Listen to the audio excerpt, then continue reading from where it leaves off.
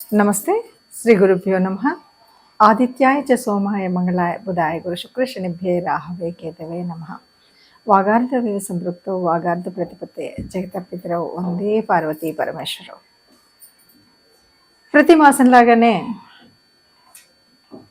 December మాసం 2024లో మన రాశి ఫలితాలు ఎలా ఉన్నాయి, మాస ఫలితాలు ఎలా ఉన్నాయి అన్నది తెలుసుకోవాలి. రాశి ఫలితాలు, మాస ఫలితాలు మాసం చెప్పుకున్నప్పటికీ, పక్షం చెప్పుకున్నప్పటికీ మారేటువంటి గ్రహాల గమనాన్ని బట్టి కొంత తేడా అయితే ఉంటుంది.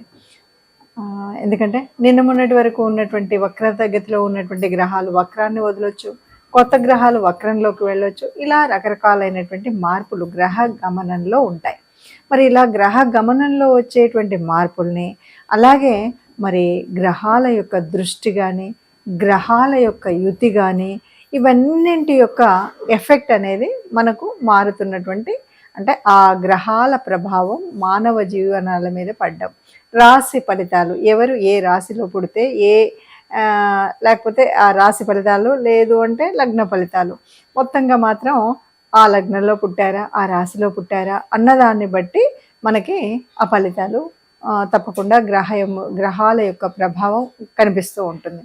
మరి ఇలా గ్రహాల యొక్క ప్రభావం కనిపిస్తున్నప్పుడు ఎలాగూ ఉంటుంది కదా, ఎందుకు చెప్పుకోవడము అంటే తప్పనిసరిగా చెప్పుకోవాల్సిన పరిస్థితి. ఎందుకు అంటే ఏదైనా దాని నుండి ముందు జాగ్రత్తగా మనం చేసుకోగలిగింది చేసుకోవడం కోసం, ఏదైనా గ్రహాల యొక్క అనుగ్రహం కోసం చేసుకోవాల్సినటువంటి పరిహారం, దేవతల యొక్క అనుగ్రహం కోసం చేసుకునేటువంటి పూజా విధానం, వీటి వల్ల ఏదైనా నష్టం వచ్చినప్పుడు, కష్టం వచ్చినప్పుడు ఇలాంటి వాటి నుండి కొంతగా మనం ఈ నెలలో కూడా ముందున్నట్టుగానే ఆనందంగా ఉండాలని కోరుకుంటాం. కాబట్టి అలాంటివి మనం చేసుకుంటూ ఉంటాం.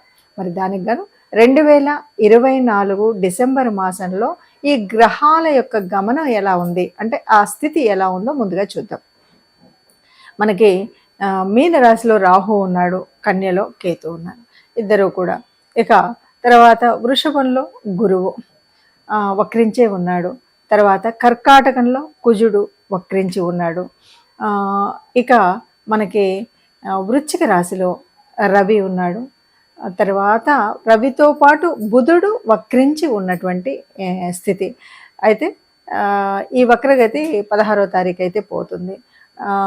తర్వాత రవి 16 నుండి మళ్ళీ రాశి మారుతున్నాడు, ధనుసులోకి వస్తాడు.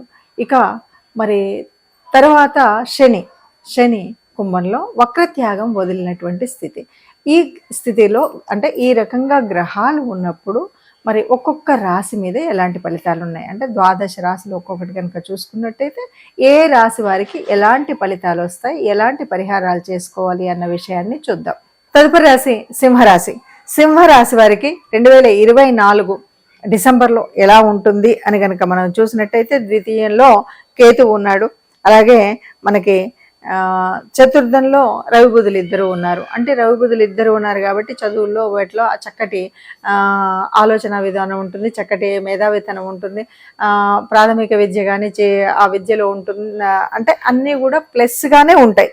అలాగే 6లో ఉన్నటువంటి ఆరులో శుక్రుడు ఉన్నాడు, 7లో శని ఉన్నాడు. ఇది కొద్దిగా మనం ఆలోచించినట్టయితే 7లో ఉన్నటువంటి శని మూలంగా కొంచెం బద్ధకము, అనారోగ్యము ఇలాంటివన్నీ అయితే మనకు కనిపిస్తాయి. అలాగే 8లో రాహు ఉన్నాడు. ఇక్కడ ఏంటంటే ఒక జలుబు లాంటిది వచ్చినా కూడా అది వ్యాపిస్తుంది. అంటే ఎట్లా అంటే కొన్ని కంటామినేటెడ్ డిసీజెస్ ఉంటాయి కదా, అలాంటివన్నీ కూడా వచ్చేటువంటి అవకాశం ఉంటుంది. సింహరాశి వారికి ఈ నెలలో ముఖ్యంగా చెప్పొచ్చేదంటే ఆదాయానికి కొదవలేదు. అలాగే తనకు ఉండేటువంటి సహకరించే వాళ్ళ వల్ల నీకు ఏ నష్టం లేదు, అందరూ సహకరిస్తారు. ఒక్క విషయంలో మనం జాగ్రత్తగా ఉండాలి అని గట్టిగా చెప్పొచ్చు. ఆ ఒక్క విషయం ఏమిటి అంటే ఆరోగ్య రీత్యా ఏ రకమైనటువంటి చిన్న ఇబ్బంది వచ్చినా కూడా మనం వైద్యుడి దగ్గరికి వెళ్ళి సలహా తీసుకుని దాని ప్రకారంగా ఉన్నట్టయితే బాగుంటుంది. అన్నిటికీ మించి రాశితత్వాన్ని బట్టి కూడా ఇక్కడ ముఖ్యంగా చేయాల్సింది ఏంటంటే సూర్య నమస్కారాలు మర్చిపోకుండా చేయడము, అది కాదు అంటే ఆదిత్య హృదయం చదువుకోవడము చేస్తే ఈ అనారోగ్యం నుండి మనం తప్పుకొని ఉండవచ్చు. రవికి మొదటి పక్షంలో రవి బుధులు కలిసి ఉంటారు పంచమంలో. ఇక్కడ ఏ ఇబ్బంది లేకుండా ఉంటుంది. 16 వరకు సంతానానికి అన్ని రకాలైనటువంటి అభివృద్ధి, సంతానం యొక్క చదువు, సంతానం యొక్క ఆలోచన విధానం అన్నీ బాగుంటాయి. ఏ రకమైనటువంటి ఇబ్బందులు ఉండవు. ఒకే ఒకటి కొంచెం స్ట్రెస్ అయితే ఉంటుంది, తప్పనిసరిగా స్ట్రెస్ ఉంటుంది. అది తప్ప మిగతా విషయాల్లో మొదటి వారంలో చక్కగా మొదటి పక్షంలో చాలా చక్కగా ఉంటుంది అని చెప్పొచ్చు అన్ని విషయాలు. రవి 16 నుండి మారి ఉన్నాడు కదా, ఇప్పుడు ఉన్నటువంటి పరిస్థితి కంటే ఆయన 5 నుండి 6వ స్థానానికి వెళ్ళాడు కదా, ఇక్కడ కొద్దిగా స్ట్రెస్ అనేది చాలా ఎక్కువగా ఉంటుంది. అలాగే 6వ స్థానంలోకి వెళ్ళినటువంటి రవి మూలంగా కొన్ని రకాలైనటువంటి అంటే పిల్లల విషయంలో వీటిలలో అది కనుక చూస్తే మొదట పక్షంలో ఉన్నంతగా కాకుండా రెండో పక్షంలో కొద్దిగా వాటి యొక్క తగ్గుదల కనిపిస్తుంది. ఈ విషయంలో జాగ్రత్తగా ఉంటే మంచిది. మరి రాశి ఫలితాలను అయితే మనము ఇలా తప్పనిసరిగా చూసుకుంటే దానివల్ల ఉపయోగాలు అన్నాం. లేదు అంటే మనం పరిహారాలు ఎలా తెలుసుకోవాలి, ఏం చేయాలి అని అన్నాం. ఏది ఏమైనా సరే మొత్తంగా ఏమిటి అంటే గ్రహాల యొక్క గమనం అనేటువంటిది మన పూర్వజన్మలో ఉన్నటువంటి ఫలితాల మూలంగానే మనకు జన్మజాతకంలో అయితే గ్రహాలు పడతాయి. కానీ మారుతున్నటువంటి ఈ గోచార రీత్యా మారుతూ ఉన్నప్పుడు ఒక్కొక్కసారి అంటే జన్మజాతకంలో ఉన్నటువంటి వాటికి అందులో అవి ఏవి యోగిస్తున్నాయి, ఏవి యోగించట్లేదు, ఏ దశ నడుస్తుంది, ఏ దశ అనుకూలత ఉంది, ఏ దశ అననుకూలంగా ఉంది అన్న విషయాలు మనకు తెలియదు. కాబట్టి వీటి గురించి కొంతైనా అవగాహన ఉండాలి. అంటే మీరు ఆస్ట్రాలజీ చేసిన వాళ్ళు కాకపోయినా మన జన్మచక్రాన్ని అయితే చూసుకోగలుగుతారు చాలామంది.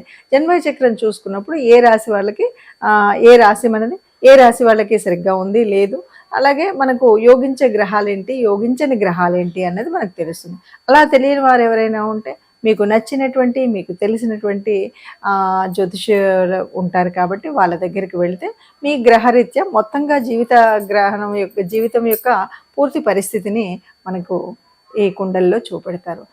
అదే కాకుండా మనకు ప్రత్యేకించినటువంటి ఏవైనా ఉన్నా మనం తీర్చుకోవడానికి ఉంటుంది. అయితే ప్రస్తుతం ఇప్పుడున్నటువంటి స్థితిలో అంటే డిసెంబర్ మాసంలో 2024లో ఉన్నటువంటి గ్రహ గమనాన్ని బట్టి ఒక్కొక్క రాశి వారికి ఒక్కొక్క విధంగా ఉన్నాయి. ఏది ఏమైనా ఇక్కడ ఏంటి మనం చూస్తున్నామంటే 3 గ్రహాల యొక్క వక్రస్థితిని చూస్తున్నాం. 3 గ్రహాలు వక్రజయించి ఉండడం అనేటువంటిది ఉంటే ఏదో ఒక గ్రహం ఏదో ఒక రాశి నుండి మన రాశికి 4వ స్థానం అవ్వచ్చు, 5వ స్థానం అవ్వచ్చు, 1వ స్థానం అవ్వచ్చు వక్రించి ఉన్నప్పుడు ఫలితాలు వేరుగా ఉంటాయి. సరే 15వ తారీఖులో బుధుడు మారినప్పటికి కూడా అలాగే మరి కుజుడి దగ్గరికి వచ్చేసరికి కేవలం వక్రగతి కాదు, ఇక్కడ ఏంటంటే నీచ పొందినటువంటి కుజుడు అంటే దానివల్ల కూడా ఫలితాలు వేరుగా ఉంటాయి. ఇలా అన్నీ ఉన్నప్పుడు తప్పనిసరిగా అన్నింటికీ ఒక ఉపచారంగా తీసుకుంటే కనుక తప్పనిసరిగా మనం చేయాల్సింది ఏంటంటే నవగ్రహ మండపానికి వెళ్ళడం. ఎందుకంటే ఒక కుజుడు అవ్వచ్చు, ఎవరైనా ఉండవచ్చు, మనకి ఏ రాశి ఏంటో మనకు తెలియకపోవచ్చు.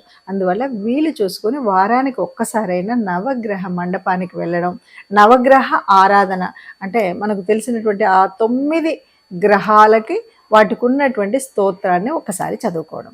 ఇంతకు మించి మనం పెద్దగా చేయక్కర్లేదు. నవగ్రహ ప్రదక్షిణ, నవగ్రహ స్తోత్రాల్ని చదువుకోవడం వీలైతే. ఎందుకంటే ఏ పరిస్థితి అయినా మనకి ఎట్లా అంటే మనకు ముందున్నటువంటి దానం ధర్మం వీటి మీదనే మన ఆధారపడి ఉంటుంది. అంతేకాదు మనం ఏ విషయం చేసినా ధర్మార్థ కామ మోక్షాలు అంటూ ఉంటారు భారతీయతలో.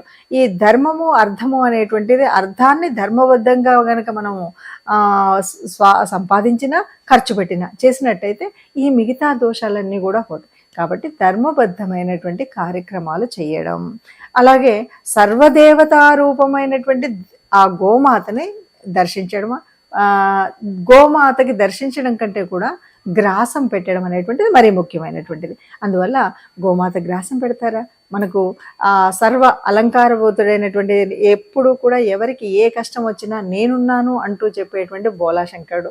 అందుకని ఈశ్వర అభిషేకం అని కూడా అంటారు. వీటిలలో ఏది మీకు నచ్చితే అది చేయండి. ఈశ్వరుడు యొక్క అభిషేకం చేస్తారా, నవగ్రహ మండపానికి వెళ్తారా, ఆ గోశాలకు వెళ్ళి గోగ్రాసం మనం ఇస్తామా, ఇలా ఏది చేసినా లేదు ఇవన్నీ నా వల్ల కాదు అంటే చిట్ట చివరికి ఇష్టదేవత ప్రార్థన, ఇంట్లో ఉన్నటువంటి ఇష్టదేవత లేదా కులదేవత వీళ్ళెవ్వరిని ఆరాధించినా మనకున్న ఏ కష్టం కూడా ఎంత పెద్ద కష్టమైనా కూడా ఆ కష్టాన్ని చాలా వరకు తగ్గించేటువంటి స్థితి మనకు ఆ దేవతలు కల్పిస్తారు. కాబట్టి అందరం సుఖంగా ఉండాలి అని మనం కోరుకుంటాం. సర్వే జనా సుఖినో భవంతు అని మనము ఒక మంగళాశాసనం అలాంటి దాంట్లో అందరూ సుఖంగా ఉండాలి, అందులో మనం ఉండాలని కోరుకుంటూ నమస్తే.